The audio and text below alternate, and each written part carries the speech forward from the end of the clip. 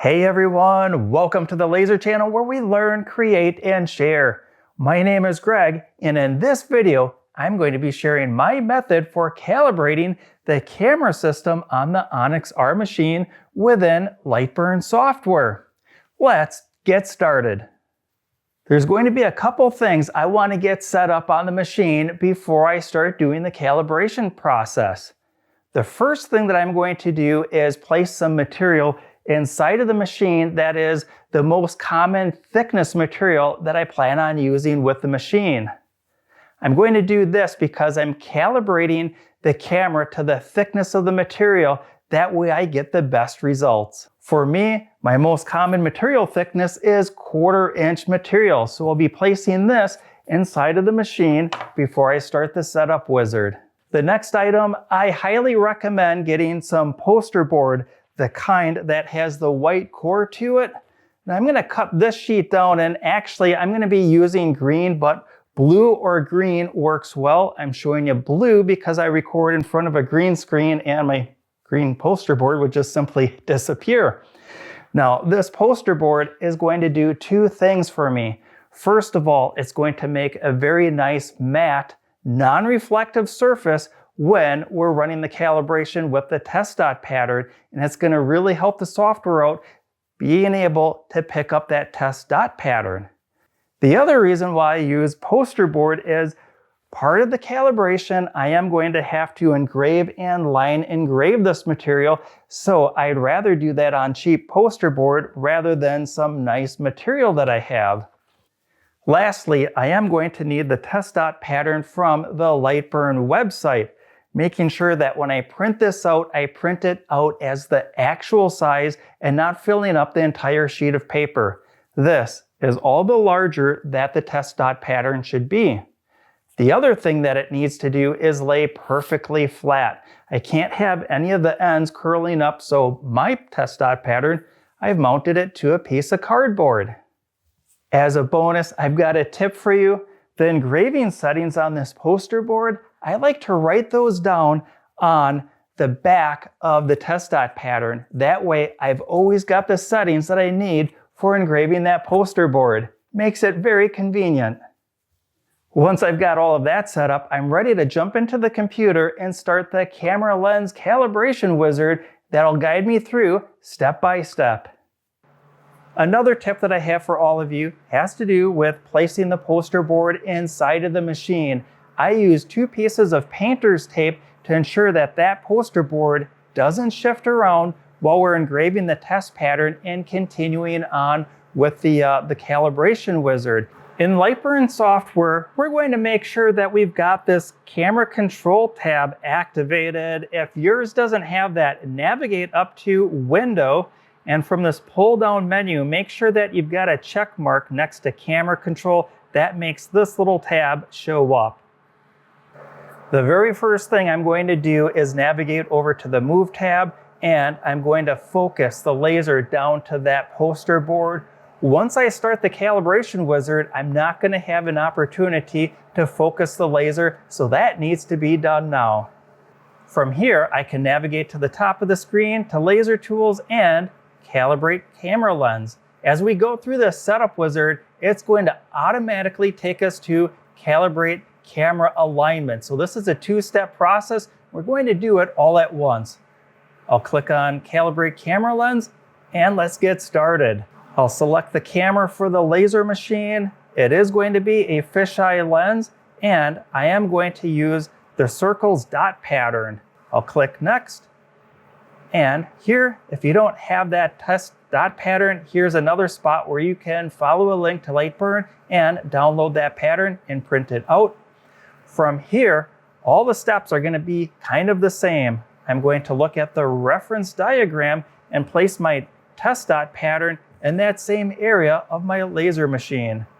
And because I placed that nice piece of green poster board, it's not going to matter whether or not I have the honeycomb check enabled. That looks great, and I'll click Next, and I'll just keep on repeating the process. Noting that on this very next one though, it wants me to move it as close to you as possible.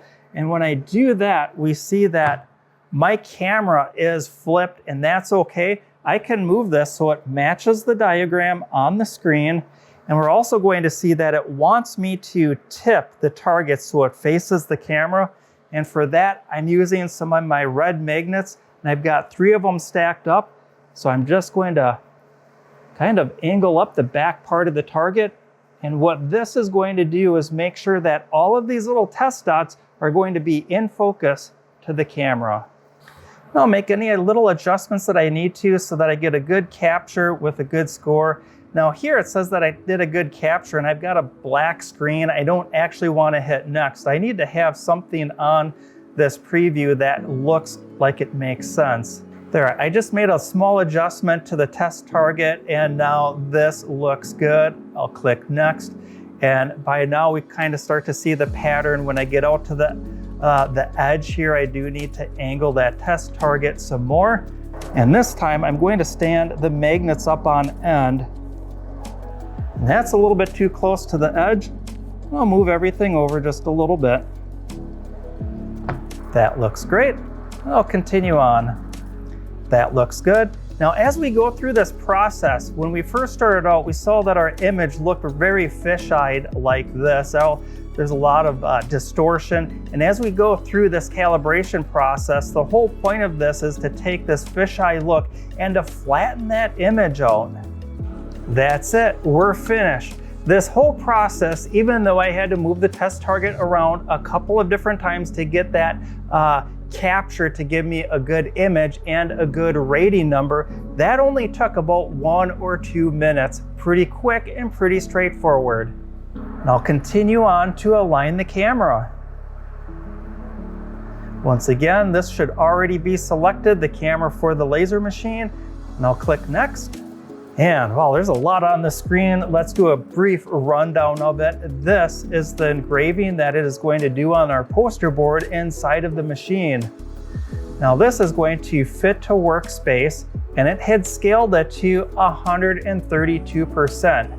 So what it did is it took where we had all the test targets and it compared it to the actual workspace of this laser machine, and it found that it could actually expand it out a little bit because of course, we want the camera to reach all the corners of the work area of our machine, right? If I clicked on 100% scale, it's actually going to shrink it down a little bit. We don't want that. So I'll go back to Fit Workspace. Here it's going to ask the thickness of the material. I leave this as 0. Now I need to enter in some settings for engraving and line engraving that poster board.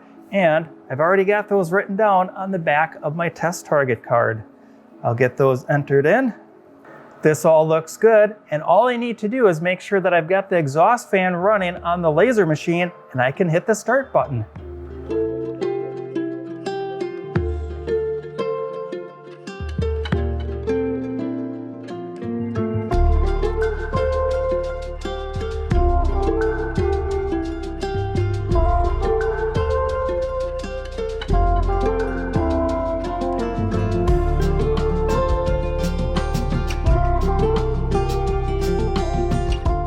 Yep, I goofed up a little bit. We saw that the poster board went from green to now blue, and that has to do with I set the focus down to just the blue poster board and not with the 1/4" material underneath it.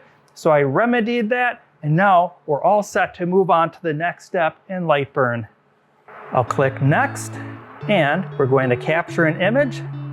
And we've got that. That looks good. And just see how nice and flat that image looks compared to that fisheye image. So this is looking great. Now click next. And we want to double click on marker number 1. So I can scroll wheel in, and we're going to see that all the numbers are flip-flopped to what it thinks is on the screen. So not only is this going to calibrate the scaling across our work area, it is also going to flip the camera image around so that it looks correctly on our screen. So it's kind of a 2-for-1 step here. So I'll zoom in, and here's target number 1. I'll zoom in as far as I can go, and I'm gonna grab the center right there and just double click. And I'll zoom back and target 2. I'll repeat this for all the targets. I'll click next. and I'll click finish. And that is it. We're all done with the calibration wizard. And now when I go over to camera control, there we go. And now I can click on update overlay. And here's our test target. And now we're going to see that everything is orientated correctly. Number 1 is up in this corner just as it should be, and everything is looking great. Another great tip that I have for all of you is to go over to this preview window under camera control and right click. It's going to bring up a sub menu, and I want to click on export the camera settings. This way I could save a calibration for this 1/4 inch material, and let's say down the road I start doing a lot of material that's only an 1/8 inch thick, and I want the best quality of this camera alignment as possible. I can rerun the wizard again with 1/8 inch material in there, and I can come back over to the side panel and I can export those settings for 1/8 inch material. And then if I need to switch back over to the 1/4 inch, I'll just import the camera settings for that 1/4 inch material. Pretty cool. And what I want to do is check out how accurate the camera calibration is. I'm going to grab my circle tool and just grab some random size. And I place that up in one of the corners, and I'm going to Control C to copy that and Control V another 4 times. And as you've guessed it, I'm going to put one of these circles in each of the 4 corners of the work area, with the 5th one going about in the middle of the work area. We'll go over to Cuts and Layers, and I'm going to Control A to select everything, and I'm going to put that on a red layer that I usually use for a cut layer, and we're going to run at basically the line engraving speeds here. That all looks good. I'll turn the air assist and the fan on again, and I'm going to run this quick engraving. Now, without moving that poster board yet, it's still taped down in place. I'm going to go back over to camera control, and I'm going to update the overlay again, and I'm going to zoom in on here, and I can see the faint outline of the engraved circle that we did. I'm going to go up in this corner here.